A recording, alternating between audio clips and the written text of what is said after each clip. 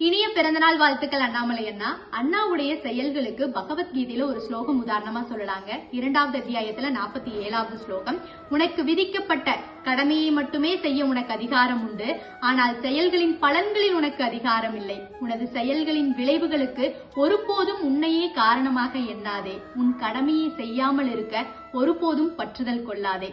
So இந்த ஒரு ஸ்லோகத்துக்கு உதாரணமா என்னுடைய செயல்களை நான் செய்வேன், என் கடமையை நான் செய்வேன், அதனால எந்த மாதிரியான விளைவுகள் வந்தாலும் பரவாயில்லை, அதற்கு நான் காரணம் இல்லை அப்படிங்கிற ஒரு போக்குல அண்ணாமலை அண்ணாவுடைய ஒவ்வொரு செயல்களும் இருக்குங்க. விவசாய குடும்பத்துல பிறந்து IPS கெரியரை ஆரம்பிச்சு அதன் பிறகு மக்களுக்கு நல்லது பண்ணணும் அப்படின்னு அரசியலுக்கு வந்து அரசியல ஒரு சில தோல்விகளை பார்த்து நான் தோல்விகளை கண்டாலும் எழுந்திருக்கிற வேகம் அப்படிங்கிறது 2 மடங்காக இருக்கும் அப்படிங்கறதையும் காட்டி, பொதுவா இங்க அரசியல்வாதிக்கு படிப்பு தேவையில்லை அப்படிங்கிற ஒரு எண்ணத்தை மக்கள் மனசுல இருந்து மாத்தி ஒரு அரசியல்வாதிக்கு ஒரு தெளிவான பேச்சு தேவை, ஒரு கூர்மையான புத்தி தேவை, புள்ளி விவர கணக்கு தேவை, ஒரு பிரச்சனை நடந்ததுன்னா அதோட ரூட் எங்க அப்படின்னா அதை கண்டுபிடிச்சு அழிக்கணும் அப்படிங்கிற ஒரு எண்ணம் தேவை.